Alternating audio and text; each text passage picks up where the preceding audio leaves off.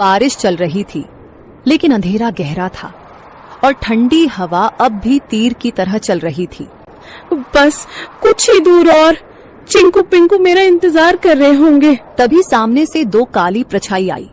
ओए चिड़िया रानी, कहाँ चली बारिश में? चिकी चौंक गई। सामने दो शिकारी पक्षी रास्ता रोककर खड़े थे। आज तो किस्मत चमकी है, बारिश में भी नसीब ने हमें गरम गरम चिड़िया भेजी है। आज हम चिड़िया तुझे खा जाएंगे। अब चिकी चिड़िया के सामने यह नई मुसीबत आई थी। चिड़िया ने सोचा, इस बार में नहीं बच सकती, क्योंकि आज दोनों दरिंदे बदमाश इकट्ठा होकर आए हैं। मुझे आज बल से नहीं परंतु दिमाग से काम लेना होगा। उसके दिमाग में एक आइडिया आया। जब दुश्मन को हराना हो तो उनमें फूट डालो, जिसे दुश्मन की ताकत आदि हो जाती है। तुम दोनों बहादुर शिकारी हो ना, और मुझे खाना चाहते हो ना, परंतु तुम दोनों में से जो सबसे बड़ा शिकारी और सबसे ज्यादा ताकतवर होगा वही मुझे खाएगा। मैं तो सबसे खतरनाक हूँ, पंखों से पंजे तक मौत हूँ, मौत। तेरी औकात नहीं मेरे सामने, मैं तो उड़ते परिंदे गिराता हूँ। तू मुझसे बड़ा शिकारी नहीं हो सकता। तो भेड़ो ना, दिखाओ असली ताकत। मुझे तो वही खा सकता है जो सबसे ताकतवर है। दोनों शिकारी जल उठे। कौवा उड़कर सुल्तान की ओर झपटा। सुल्तान ने पलटवार किया। सबसे पहले मैं तुझे खाऊंगा, फिर इस चिड़िया को। तू खा नहीं पाएगा कालू।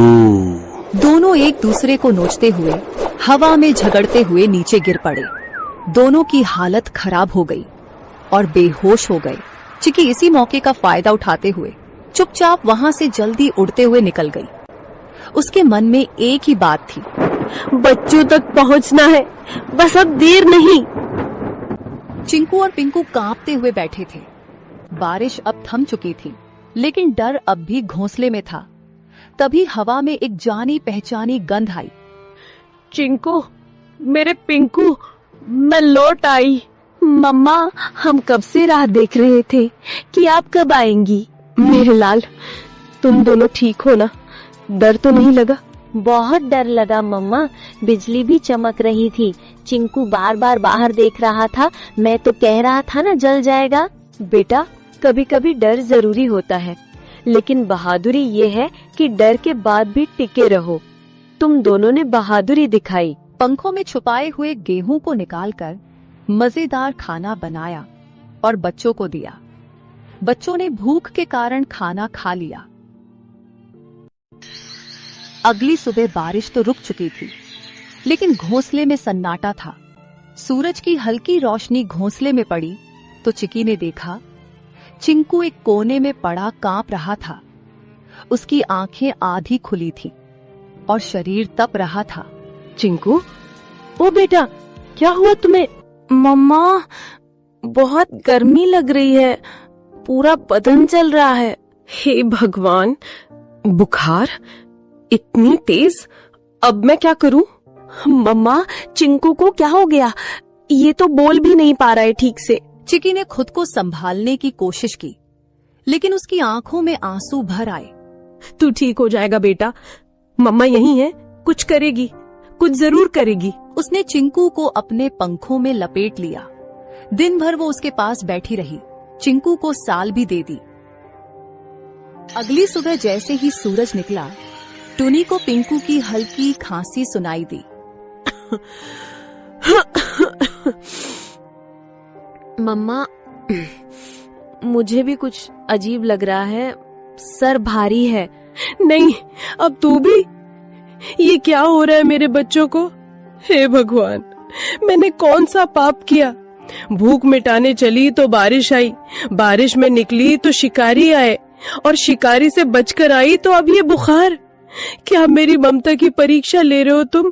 पिंकू और चिंकू दोनों अब मम्मा के पंखों के बीच पड़े कराह रहे थे।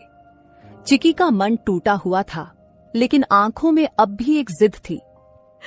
नहीं, मैं हार नहीं मानूंगी। मैं माँ हूँ और माँ कभी घोंसले में बैठकर अपने बच्चों। जंगल के रास्ते पर दो जिंदगियां आमने सामने थीं। एक तरफ रमेश था, जिसकी सफलता की चमक चोरी और लालच से बनी थी, और दूसरी तरफ मोहन, जिसकी ईमानदारी ने उसे थका तो दिया था पर झुकाया नहीं था। रमेश को देखते ही मोहन ने अपनी फटी चादर सही की, पर रमेश की नजरों में छिपे तानों से वो खुद को नहीं बचा सका। अरे ओ मोहन भाई, कहाँ चले सुबह सुबह अपनी इस बूढ़ी कुल्हाड़ी को लेकर? फिर वही सूखी टहनियां ढूंढने? मरे हुए पेड़ तो अब शमशान में भी नहीं मिलते, तुम अब भी जंगल में उन्हें खोज रहे हो। राम राम रमेश भाई, बस कर्म कर रहा हूँ, नसीब में जो होगा मिल जाएगा। नसीब? अरे भाई, नसीब हाथों की लकीरों में नहीं, कुल्हाड़ी की धार में होता है। देखो मेरी गाड़ी ताजी लकड़ियों से लदी है, शहर पहुंचते ही गड्डियां हाथ में होंगी, और तुम्हारी हड्डियों की गिनती दूर से हो रही है। सुना है कल मंडी से खाली हाथ लौटे थे, बच्चों ने कल भी पानी पीकर रात काटी होगी। मोहन, आंखों में हल्की नमी पर आवाज में सख्ती। मेरे बच्चे क्या खाकर सोए, ये मेरी और मेरे रब की बात है रमेश, पर कम से कम उन्हें ये तो पता है कि उनका बाप किसी के हक की लकड़ी काटकर घर नहीं लाता। रात को जब मैं सोता हूँ तो मुझे परिंदों के उजड़े घोंसलों की चीखें सुनाई नहीं देती। रमेश ताने मारते हुए। आदर्शों से पेट नहीं भरता मोहन, ये जो तुम ईमान ईमान की माला जपते हो ना, इसी ने तुम्हें इस हाल में पहुंचाया है। तुम्हारी विमला बेचारी फटी साड़ी सिल सिल कर थक गई है, और तुम यहाँ जंगलों में भूत बनकर घूम रहे हो। लोग तुम्हें ईमानदार नहीं, मूर्ख कहते हैं। थोड़ा दिमाग चलाओ, मेरी तरह हरे पेड़ काटो, 2 दिन में घर की छत बदल जाएगी। वरना याद रखना, भूखे पेट वाले की शराफत को दुनिया कायरता कहती है। शायद तुम सही कहते हो रमेश, दुनिया के लिए मैं मूर्ख हूँ, पर जिस दिन मैं अपनी भूख मिटाने के लिए हरे पेड़ काटने लगा, उस दिन मुझ में और तुम में क्या फर्क रह जाएगा? तुम्हारी तिजोरी भर रही है, पर तुम्हारी रूह खाली होती जा रही है। मेरी कुल्हाड़ी सिर्फ लकड़ी काटती है, किसी की दुआएं या किसी जीव का घर नहीं। तू अपनी गड्डियां गिन, मैं अपना सुकून ढूंढता हूँ। जाओ जाओ, ये सुकून तुम्हें ले डूबेगा। शाम को जब खाली हाथ लौटोगे और नन्नू को रोते देखोगे, तब पूछना अपने इस सुकून से कि उसकी कीमत क्या है। फकीर ही रहोगे तुम मोहन, फकीर ही मरोगे। रमेश अपनी बैलगाड़ी को जोर से हाँकते हुए धूल उड़ाता निकल गया। मोहन वहीं खड़ा धूल साफ करता रहा। उसकी आंखों में आंसू थे, पर दिल में एक अजीब सा संकल्प। उसने अपनी कुल्हाड़ी मजबूती से पकड़ी और उस घने जंगल की ओर कदम बढ़ा गए, जहां आज उसकी परीक्षा होने वाली थी। सूरज अभी ठीक से उगा भी नहीं था कि मोहन की कुल्हाड़ी की ठक ठक जंगल के सन्नाटे को चीरने लगी। शरीर में जान नहीं थी। कल रात सिर्फ आधा गिलास पानी पीकर सोया था, पर हाथों में बच्चों के भूखे चेहरों की याद ने बिजली भर दी थी। पसीना माथे से बहकर आंखों में जा रहा था, पर मोहन रुकने का नाम नहीं ले रहा था। बस थोड़ा और। आज अगर ये गट्ठर बड़ा होगा तो शहर की मंडी में अच्छे दाम मिलेंगे। नन्नू के लिए आज सूजी ले जाऊंगा। बेचारा बच्चा कल रात रोते रोते सोया है, और दीपू की चप्पलें भी तो टूट गई हैं। हे भगवान, बस आज ही लकड़ियां बिक जाएं और कुछ नहीं चाहिए। मोहन बड़ी मशक्कत से लकड़ियों का एक भारी गट्ठर अपने सिर पर उठाता है। उसका शरीर कांप रहा है, पर उम्मीद उसे चला रही है। कुछ दिनों बाद फिर से फसल उगाने का समय आ गया। चलो उस लालची जमींदार से आज फिर से मुलाकात करती हूँ और उससे ठेके पर जमीन लेकर फिर से फसल उगाती हूँ, और देखती हूँ कि इस बार वो जमींदार शर्त में अपना कौन सा खुराफाती दिमाग लगाता है। ये सोचकर रानी ठेके पर जमीन के लिए उस जमींदार के पास फिर से जाती है। अच्छा, तो तुम मुझसे मिलने के लिए फिर से आ गई। देखो लड़की, तुम मुझसे ज्यादा होशियार बनने की कोशिश मत करना। मैं भी जमींदार ठाकुर सिंह हूँ, मुझे होशियारी नहीं आती है। मालिक, मैं तो एक गरीब किसान की बेटी हूँ। होशियार तो आप लोग हैं जो गांव के गरीब किसानों की मजबूरी का फायदा उठा रहे हैं। अपनी जुबान पर काबू रखो रानी। ये तुम क्या बोले जा रही हो? जिस काम के लिए आई हो वो बात करो। यहाँ ज्यादा ज्ञान बांटने की जरूरत नहीं है। ठीक है मालिक, चलिए काम की बात करते हैं। मुझे इस बार भी आपकी जमीन ठेके पर चाहिए। बताइए मालिक, इस बार आपकी क्या शर्त है? हाँ, शर्त तो है। तू खुद को बड़ा होशियार समझती है ना लड़की। इस बार फसल का ऊपर का और नीचे का हिस्सा मेरा होगा और बीच का हिस्सा तेरा होगा। अब बोल, क्या तुम्हें मेरी ये शर्त मंजूर है? बिल्कुल मंजूर है मालिक, जैसा आप कहें। अच्छा ठीक है मालिक, तो अब मैं चलती हूँ। मुझे फसल उगाने की तैयारी भी करनी है। लालची जमींदार की बात मानकर रानी अपने घर चली जाती है और वो फिर से फसल उगाने की तैयारी में लग जाती है और इस बार वो गन्ने की फसल लगाती है। रानी बेटा, इस बार तुमने खेत में कौन सी फसल लगाई है? पिताजी, इस बार मैंने गन्ने की फसल लगाई है। फसल काफी अच्छी हुई है। इस बार भी आमदनी अच्छी होगी पिताजी।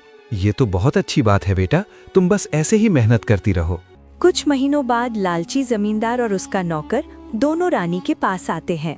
मालिक, इस बार तो रानी का दिमाग ही चकराने वाला है।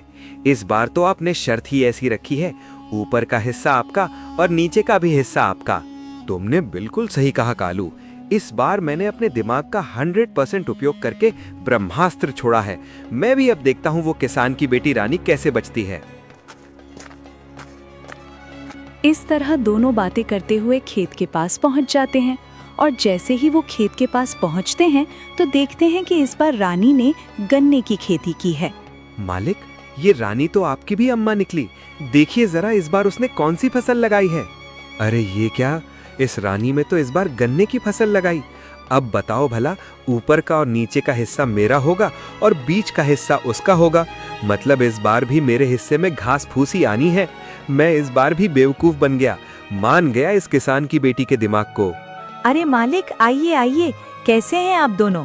आपस में क्या खुसुर फुसुर कर रहे हैं? अरे वाह, एक तो चोरी ऊपर से सीना जोरी। तुमने मुझे इस बार भी बेवकूफ बना दिया ना। नहीं मालिक, जरा मुझे भी तो बताएं कि मैंने आपको क्या बेवकूफ बनाया है।